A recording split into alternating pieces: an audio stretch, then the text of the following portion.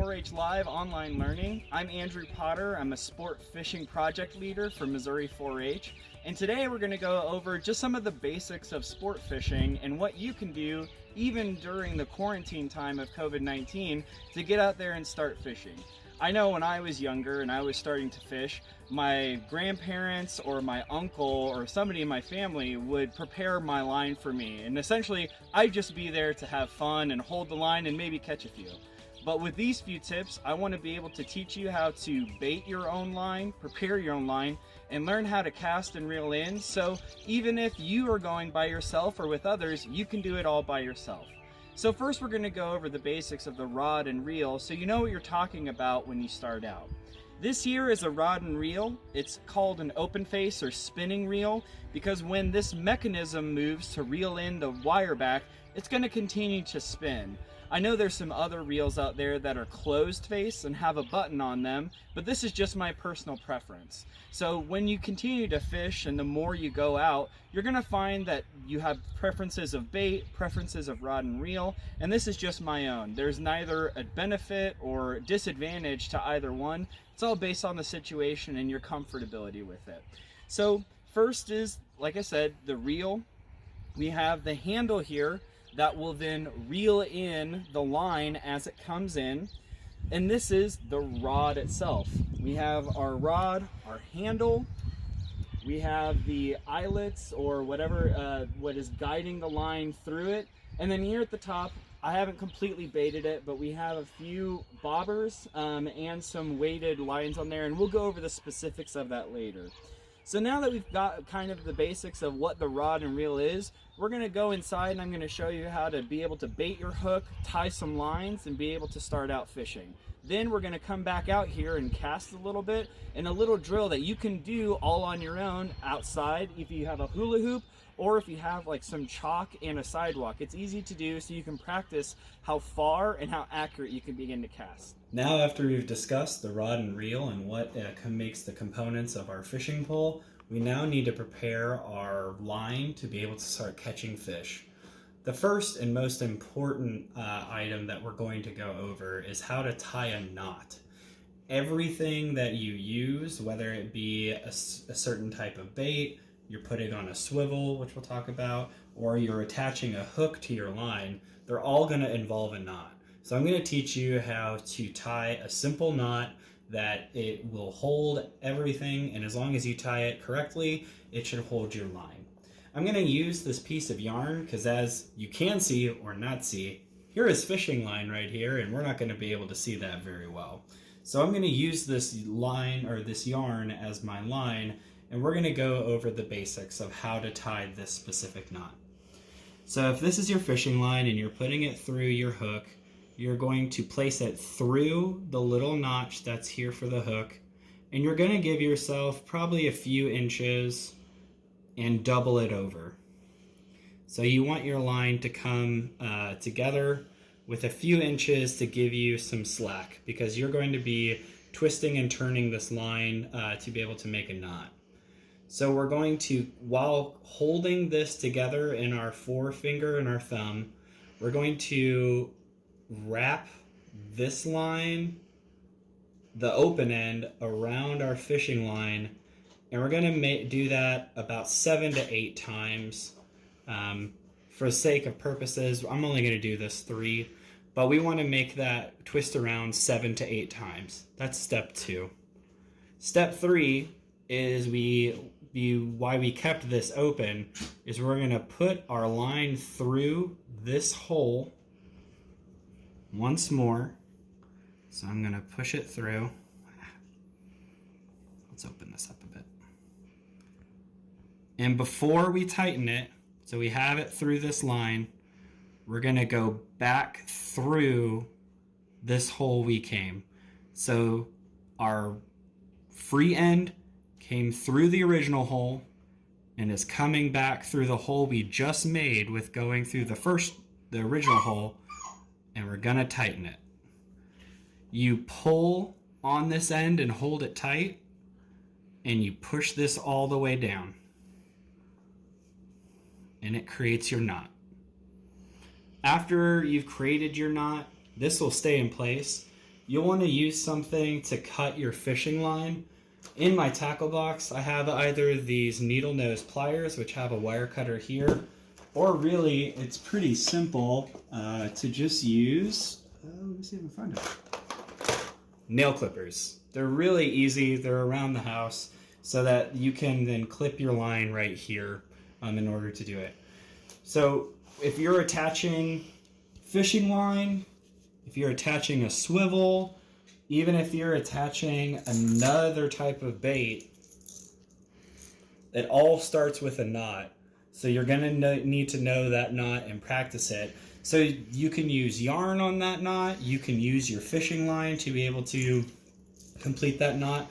You can do it indoors as we're doing right now. So it's easy to practice that knot, because when you're, you will lose a hook. You will lose a lure. Even one of my first times out here last week, I lost a lure in the first hour. So I had to learn how to do that knot over and over again in order to better prepare that. So now that we have our hook attached to our fishing line, this is our imaginary fishing line, we now want to bait this hook. Typically, you can use, I like fishing for catfish, so I need to learn which bait is best for catfish. And I don't have any live worms here, or chicken liver, which I typically use, but I do have some of these rubber lures, which are also good for bass. I think you can use this for catfish, but I typically stick towards earthworms and chicken liver. So say I want to bait this hook, and I'm fishing for bass. I would want to place the top of this hook, the pointy end that we're going to be really careful to be aware of, is I'm going to place it through the top portion of this worm, so to speak. I'm going to push it down until it's going around the curve, and then I want to bring it back through. Now, on this line, we have a place for the fish to get caught while this bait will not leave the hook. It's going to stay on there. And that's a basic way for you to bait your hook if you're using any sort of rubber worms, regular earthworms as well, even something like these salamanders, almost looking more earthwormy salamandery, will be used in that way too. So that's a very simple way you've baited your hook. And again, you can use different types of bait, but learning how to bait your hook is really important because that's one of the first steps of fishing. If you are in an area that you know there are multiple types of fish and you want to change bait quickly, I recommend using what's called a swivel. So that way you only have to tie this knot once. I typically like to move from bait to bait to bait when I'm fishing for bass, depending on the time of day, maybe the season, and maybe one is catching and one isn't. And I don't want to have to keep on tying those knots over and over again. So I typically use a swivel, and I think it's a really important tool to be able to use. But it's also important to know that you can switch between the hooks, you can switch between the baits, but even some baits, like the spinner bait, you don't want to use the swivel because you want a constant pressure and you want this to stay on the line in a specific place. You don't want this line moving up and down. So experimenting, learning which works for swivel, what you need to tie, that's all going to be important for you as you continue to fish. And that's all going to come through practice and multiple different times of going out there. That's the best thing, is that you can go out there nearly every day, during this respective seasons. Two more things before we wrap it up, and we're going to go talk about casting, is say you want to only fish towards a certain level of surface, and also you want to know if you have actually got a bite on your line or a fish on your line, you can use a bobber. I prefer these little plastic bobbers. There's different types of bobbers, and you can go and find different types in your sporting goods store or Walmart. But I prefer these types of bobbers because they're very simple to put on. And unlike this yarn, I guess we're not really going to use this yarn. I guess we could. is I'm going to teach you how to put on this simple plastic bobber. So the first thing you're going to want to do is you're going to want to press your whole finger on top of this red button, and it's going to release this little metal hook on the bottom. I probably can't be using yarn on it, but I would put my line through it, and I would put it through multiple times. I really want it to get through there 3 or 4 times in order for it to get a very good wrap around that metal hook, because even though when I release it, it comes up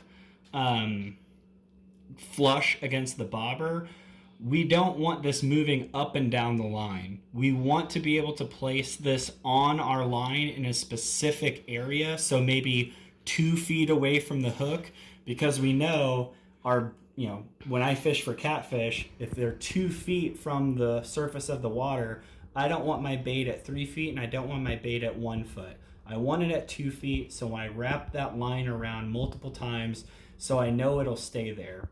So after I've wrapped that line around multiple times and I listen to my little puppy also tell me how to fish, I will then press this portion down while holding the metal hook at the bottom. I will press this portion down to reveal another metal hook, and I'll bring this through. Let's see if I can get it. Yeah, enough.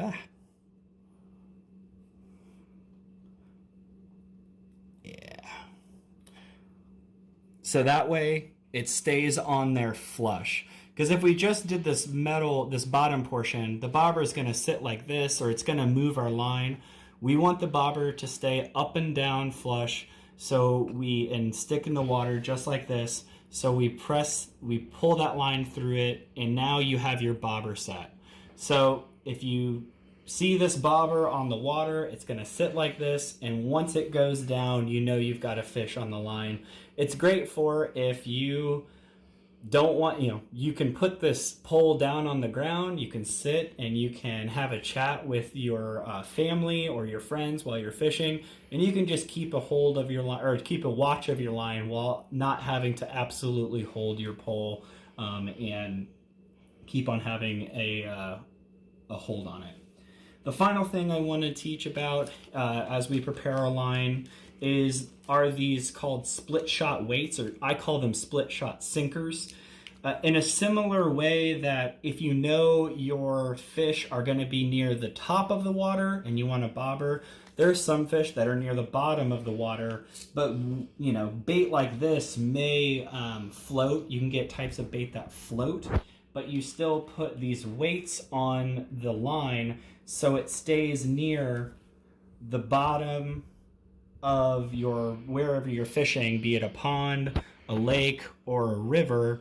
You can then place it on a specific place so it just lays there like that, and a fish can come and get it, and you can reel them in. So these are really, really simple to place on your line, and again, similar to the bobber, you can put them exactly where you want to place them, and you can know how far you want your bait to stick up. So it's always handy to have a pair of Needlenose pliers in your tackle box, because there's going to be a lot of different things that you can do from preparing your split shot. I use these to take hooks out of fish while I hold them. So it's always good to have a pair of these Needlenose pliers, and it has a wire cutter as well. So to prepare this split shot sinker, I place the tip of my Needlenose pliers on what looks almost like a duck bill, and I press it open. This is going to open this split shot sinker to where I can put my line into the sinker. And I can just take this off. So I have my line, it's in the sinker. I come back with my pliers and I close the split shot. Very simple, 2 easy steps. And then when I'm done, if I don't want to use a sinking lure or use these sinkers anymore, but I don't want to cut my line, I can easily just come back, open these,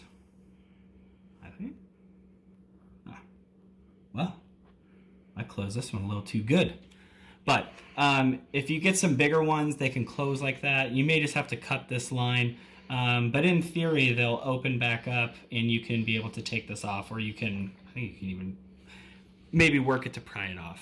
But I've gone over the basics of tying your knot, baiting your hook, placing a bobber on your line, placing a sinker on your line. Now all that's left to do is learn how to cast. But you also want a plethora of good variety of different types of bait and lure depending on what you're fishing for. And these skills of tying your knot, baiting your hook, using a bobber and a sinker are going to encompass every type or most every type of fishing that you can do. So now we're going to go outside and we're going to learn how to cast, and then you'll be ready to fish. Hi, now that we're back outside, I want to mention one change. You'll see that I have protective eyewear on, or just regular eyewear. We're going to talk a little bit about safety, because as we're going to start doing casting, it's always essential that we think about our surroundings. We think about what could happen, because as we talked about earlier inside, this is a live hook. It's very sharp. We need to be careful about where we're placing these hooks, where we are using these, and when we're casting especially, because it's a large range of motion that we need to be very aware. And the reason we wear these protective eyewear is that we don't want anything sharp to come into our eyes. So every single time that you're out fishing, you should be wearing sunglasses or even just glasses, something to cover your eyes, because that's the most important part. You can't get your eyesight back if something were to happen to your eyes, and it's very, very dangerous for that to happen. So we always want to make sure we have protective eyewear on, and that for this specific drill, we don't want to have a hook on. I know we put a hook on earlier, but I took it off because we're just outside practicing our accuracy and practicing casting in general. We're not catching any fish out here. I don't have grass fish, so I don't need a hook on, and therefore we are going to start our activity. So when I'm going to cast for a spinning rod and reel, I'm going to use this part that spins. I'm going to move it away, and this is the bail. So now this line can go out. This bail stops the line from going out when we start to reel it in. But once I take this off, I'm ready to cast. So if I were to let go of this string right now, because I have a weighted bobber and weights on my string, it would fall to the ground. So we don't want that to happen, because we want a little bit of slack, but we don't want a lot of slack on our line, because like I said before, we're going to be using this behind in a large range of motion that we have to be very cognizant and very aware of where our line is at all times. So if you've never cast before, if you've ever played baseball, softball, football, thrown a ball at all, it's a very similar motion. I am left-handed, apologies, so I'm going to be showing a left-handed throw, but I cast right-handed. Who knew? So we're going to, if I were to throw, I come back and I let go at the top of my throw. So I come back, let's say that this were a clock, this is my 10 o'clock, and I release at 2 o'clock. The exact same is true for what happens with a line that we're going to be able to cast. I would come back, cognizant, aware of where I'm throwing, and when I come overhead, I'm going to release at 2 o'clock. So let's see that in motion. I've got a hula hoop out here that I'm going to try and cast into. And even if we don't hit it on our first, second, third, it's always good to think about that we can try and be better. Because if you're going to be fishing on a boat or in certain parts of a pond, there are areas in which the fish are gathering as opposed to others. So the more you can be accurate with your cast, the more you can think about where you're placing your bait for you to fish. So I'm going to bring this back, and I'm going to cast. And I overcasted it, that's fine, that's why we've got a reel. So I come back, I reel it slowly. We hit our hula hoop finally. But I'm gonna just bring it in slowly. There's no reason for us to bring this in quickly, because like I said, we're not catching any fish, we're practicing casting, because it's pretty easy to reel. This is a pretty easy motion, but to cast is a little bit more technical. So we're going to do it again. We're going to come back, and we're going to let it fly at 2, even a little bit closer. But if we were going to have this bobber on, we would let this bait sit there for the whole time and wait for a fish to come. So this is a really good activity for you to be able to practice at home, anytime, not inside, always outside, that you can do any time of the day. You've got some, you want to get outside, you've had enough of the indoors. This is a perfect time for you to get out and practice your casting for when you get ready to go fish, because you can still go fish during this time, even during quarantine. So I hope this video has been really helpful for you in starting your fishing journey. Again, we went over the basics of the rod and reel. We helped prepare and bait our hook, and we can practice casting and reeling back in. Those are the basics of fishing, and you can be able to get out there and start to feel when a fish is on the line and start to reel them in, and you'll be able to start fishing in no time. So I thank you for your time, and I hope you all stay safe, and we'll catch you on the next time.